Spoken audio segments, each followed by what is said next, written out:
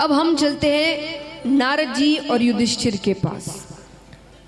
दोनों के बीच ज्ञान की बातें हो रही है, धर्म की चर्चा हो रही है। धर्म क्या है, धर्म के लक्षण क्या है। ऐसे देखिए धर्म की बहुत बड़ी कथा है, इतना समय हमारे पास नहीं है तो संक्षेप में बताती हूं मैं। धर्म के 30 लक्षण हैं कुल।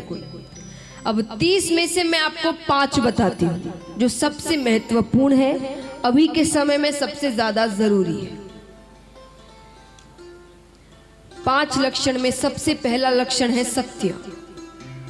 सत्य की राह कभी नहीं छोड़नी चाहिए। कहना बड़ा आसान है पर आज हम हर थोड़ी देर में कोई ना कोई झूठ बोलते हैं। झूठ झूठ होता है। मान लीजिए कोई बाहर इंतजार कर रहा है किसी रास्ते के मोड़ पर, उसका फोन आया, भाई कहाँ हो आप? घर पर ही बैठे, अभी कपड़े भी नहीं निकाले। अपने कहा बस 5 मिनट में पहुंचने वाला हूं, रास्ते में ही हूं। है तो झूठ ही है कि नहीं? तो झूठ बोल, लेकिन फिर भी पूरी कोशिश करें कि हम केवल सत्य ही बोले।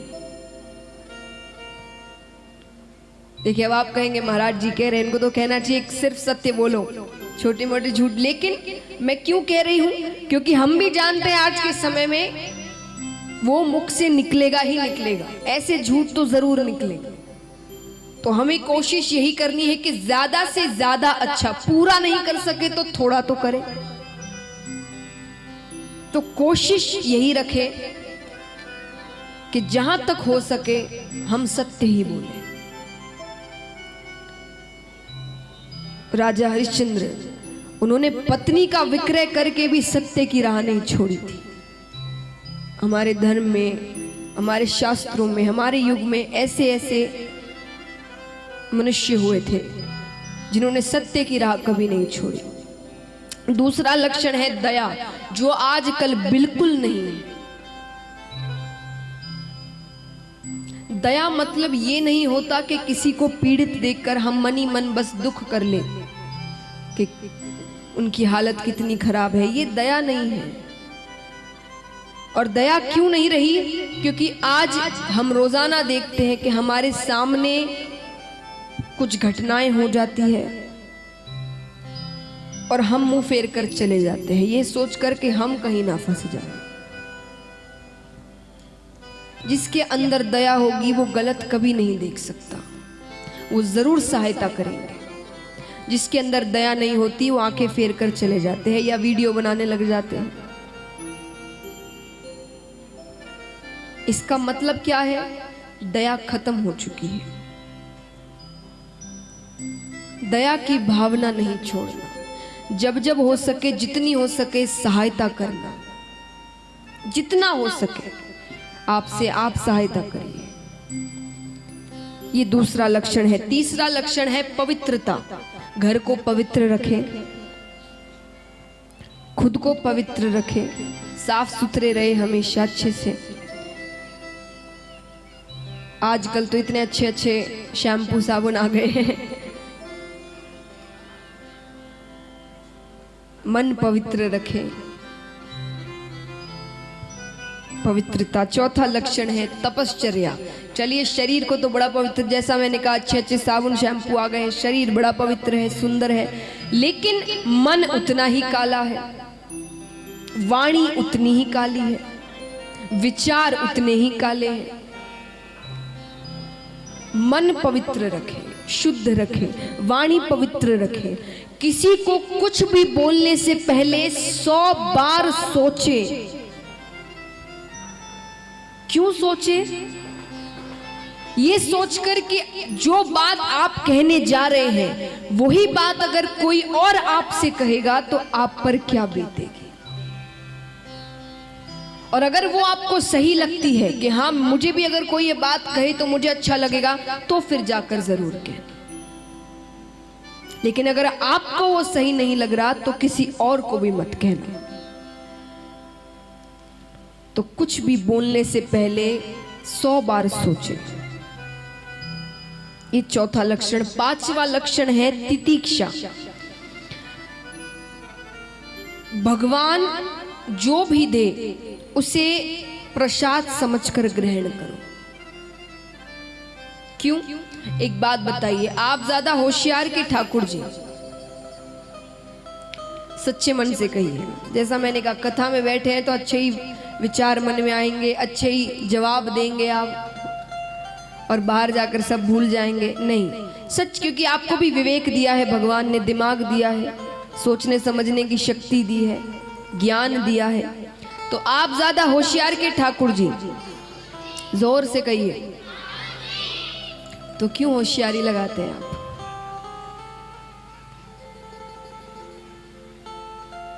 ठाकुर जी ने अगर कुछ दिया है, सोच समझ कर दिया है।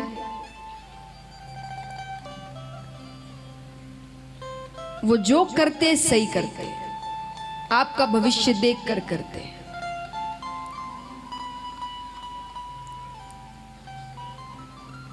तो महाराज उसे प्रसाद समझकर ग्रहण करिए। दुख भी आए तो ये भी समझना कि भगवान दुख भी दे रहे तो सही कर रहे हैं। क्यों? मैं आपको सबसे बड़ा उदाहरण देती हूं। कई लोगों को मैंने कहते हुए सुना है, मान लीजिए कुछ कृष्ण को मानते हैं, कुछ श्री राम को मानते हैं, कुछ हनुमान जी को मानते हैं। अब एक पर दुख आ गया तो कहेंगे भाई हम उनके भक्त नहीं है ना, इसलिए हमें दुख देते हैं, या हम इतनी पूजा पाठ नहीं करते। लेकिन जिन्हें दुख देते हैं ना, उन्हें वो ज्यादा प्यार करते हैं। क्यों? एक माता घर के दरवाजे पर खड़ी है, आप सब भी माताएं हैं, सोच के बताइएगा।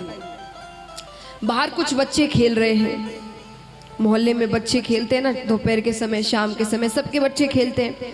उनमें से जो माता खड़ी है उनका बच्चा भी खेल रहा है। अब माता को वो बच्चे बड़े प्यारे लग रहे हैं। मान लीजिए आप खड़ी हैं, आपको वो बच्चे बड़े प्यारे लग रहे हैं। आपका मन क्या, सारे बच्चों को चॉकलेट दूं या कोई मिठाई दूं? आप उन्हें दे सकते हैं? दे सकते हैं ना? हाँ कि ना? बोलिए जोर से। दे सकते हैं, अच्छी बात। अब वही थोड़ी देर बाद मान लीजिए वो बच्चे शैतानी कर रहे हैं, उनमें से आपका बच्चा भी शैतानी कर रहा है। आप सबको थप्पड़ मार सकते हैं? नहीं मार सकते। आप किसे थप्पड़ मार सकते हैं? अपने बच्चे को। तो भगवान सुख सबको देते हैं पर दुख अपने बच्चे को देते हैं,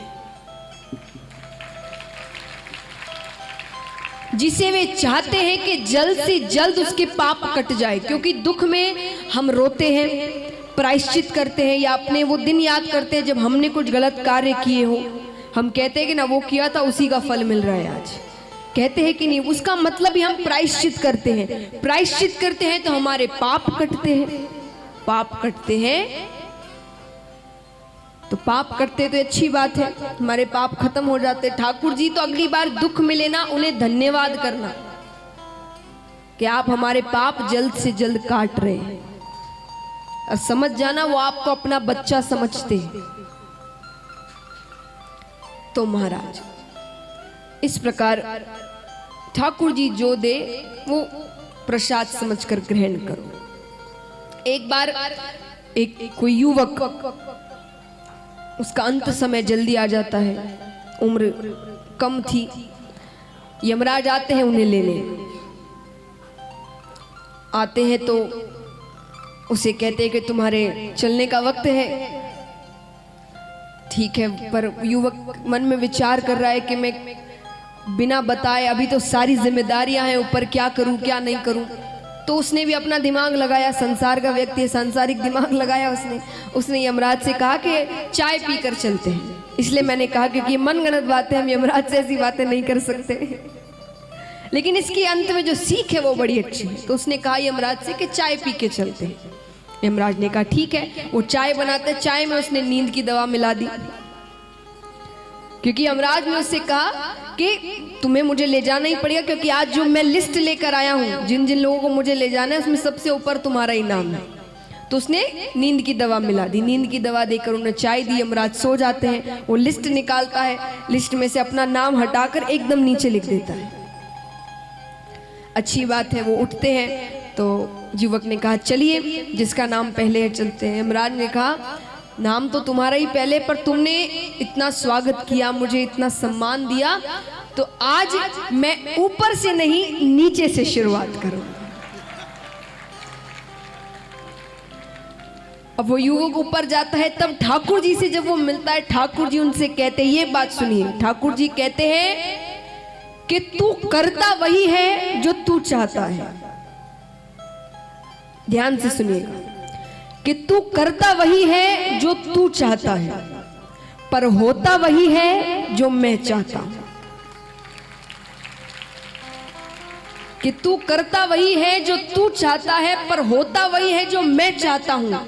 तो तू कर वही जो मैं चाहता हूं, फिर होगा वही जो तू चाहता है। तो भगवान के बोले बोले चलिए, सब कुछ सही होगा। जहां हमने अपना दिमाग लगाया, वो लिस्ट का नाम पहले की जगह नीचे से शुरुआत हो जाएगी। तो महाराज, ये 5वां लक्षण है, ये 5 धर्म के लक्षण हैं।